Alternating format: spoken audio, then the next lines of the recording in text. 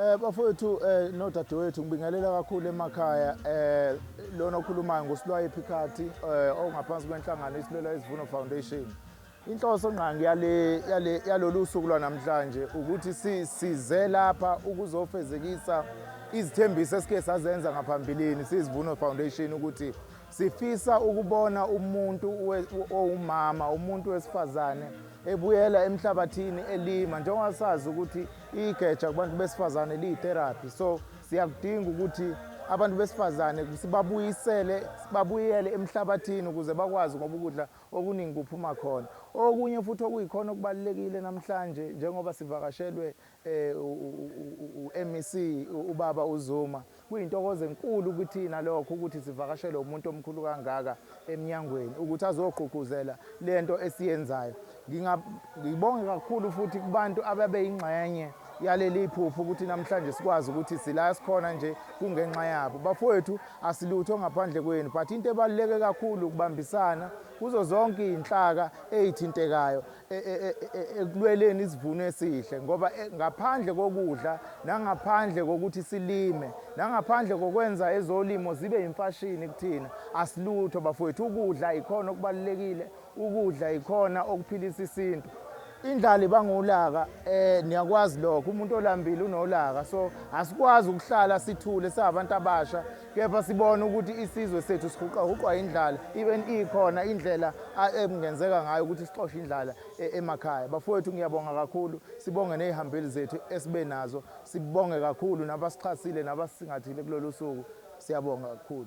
Inibingelele kuphina kuphela kolombuso njengamanje babukeli beSelect Africa TV emakhaya. Sawubona sikumukele beSelect Africa TV. Sawubona. Ubukele beSelect Africa TV kama ngikwazi ukuthi ubusani kwaMthembu belithele injabulo ihora bafowethu iSelect Africa TV. Sikhona ke bafowethu sila kwamaphumulo ehall bafowethu ngihleli nensizwa uSilwayi kanti kumnandi kudelelated umfowethu.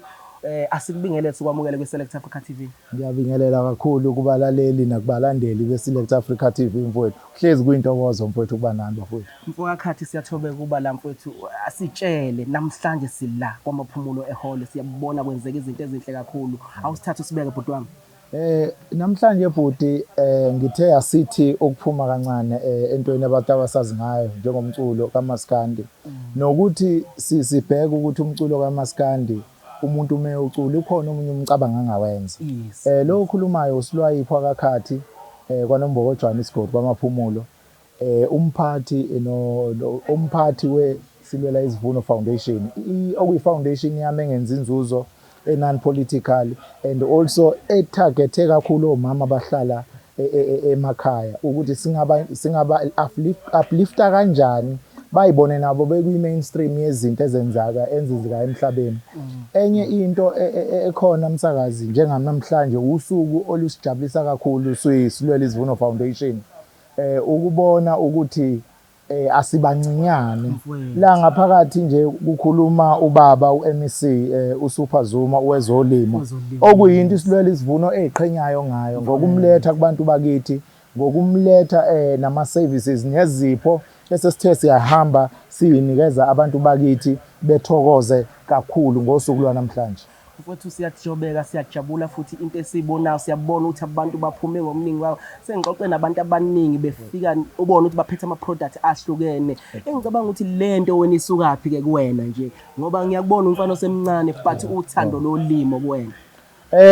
Kahle ukungena emculweni kumina kwangesikhona ukujabulisa abantu kuphela ngibashiye bengadlile njengabanye abafowethu abakhona, but inhloso ngqangi yami ukufaka uthando especially kubantu abasilandela umculo wethu nabawuthengayo ukuthi phezulu kokuba besibuka bejabula mfokaMthembu kodwa bedlile ngoba kukhona abantu abeze emashowini ethu behamba ngisho nangamaphaca ubona ukuthi akukahle kodwa manje ucule but uthi uyabona lezi zinto ezicula uthi wakhe isizwe usakha kanjani isizwe at the same time silambile. So I came up with the idea ke yokuthi ngakhe iSilwela Isivuno Foundation ngenhloso ukuthi sifukule abantu bakithi ngoba asinawo amafemu emakhaya kodwa njengoba sithi Silwela Isivuno ngabona kuyinto engcono ukuthi sizame ukuncika kwezolimo okuyilona olungakwazi ukuthi sakha amafemu ngomhlabathi wethu emakhaya. So iqhamuke kanjalo-ke i-foundation nangempela ivuna iy'thelo ngoba umcimbi wayo wesibili odlule waba successful kakhulu, but kulokhu kusimangazile ngoba sino-MEC, sino-Meya, sinazo zonke iy'khulu ey'thize zeminyango eyahlukene ey'zo-empower kakhulu abantu especially kuy'nyanga abantu besifazane. Ngoba into enye engijabulisayo ngithe uma ngixoxa nabo abantu besifazane la ngaphansi baze bayasho ukuthi yes leyo nabo lento bayayenza, but uxhaso ibashayela ekuthenini uthola ukuthi la endaweni zasemakhaya abanayo indlela ukuthi bakwazi ukuyibiyela isivuno sabo sebesenzile, nezinto ezibashayayo kakhulu lezo ukuthi izichotho njengoba sibona nje izolo kusukuma isichotho esingakanani sifika la balimala abantu. Ngicabanga ukuthi ezinye zezinto mfethu uhulumeni engabe uyazenza noma engicabanga ukuthi kumele nizisukumele noma mhlawumbe uzoyichaza wena lento yokuthi basekwe ekuthenini bakwazi ukuthola ilentuzana indlela yokuthi into yabo ukuthi beyivikele. Into yokuqala nje bhuti, kukhona into ebuhlungu engizoyisho but ngiyacabanga ukuthi omama bethu because basekhona emakhaya bayi-understand, bayayazi.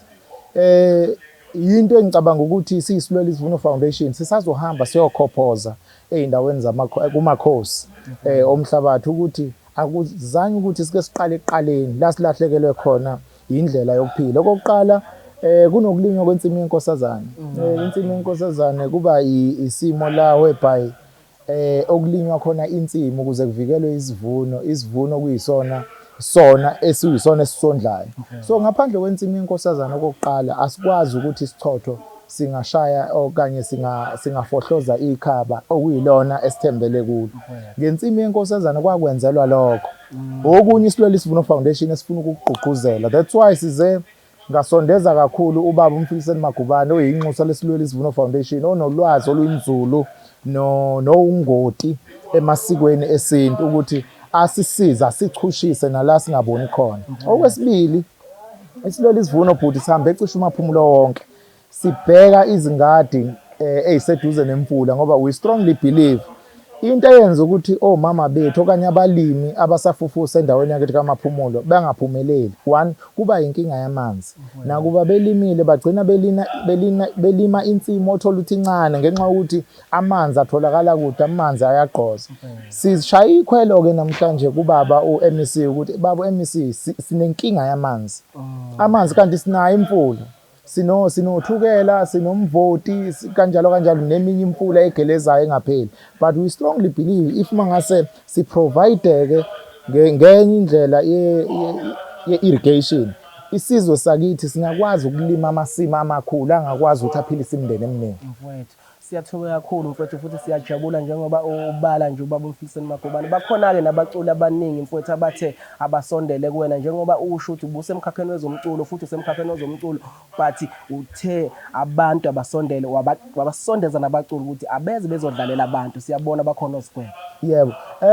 Ikakhulukazi angeke ngikhohlwe Amagoso agcotshwe uyo MEC ngokwengoma kaZwelonke kababa uMcineka ngoba ngithi ngiyayibonga kakhulu le ndoda, ngiyafisa ngelinye ilanga ukumthinta nje ngesandla ubaba uMcineka ngoba kimina ungomunye womuntu okwazi ukulula ingalo yakhe ibende kakhulu.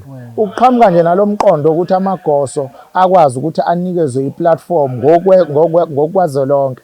One, kuyisibusiso esikhulu kuthina ngoba umdanso wethu okanye into esikwazi ukuyiqhenya ngayo iyona ingoma. uMaskandi kayena uMaskandi ingoma ingekho. So abesephinda futhi esebenzisa wona Amagoso. Igoso umuntu engicabanga ukuthi uhambe zonke izigaba zomuntu wesilisa njengokukhulu. Uqhathiwe, wayingqwele, uphethe izinsizwa. Ukuphatha izinsizwa kona umsebenzi omncane.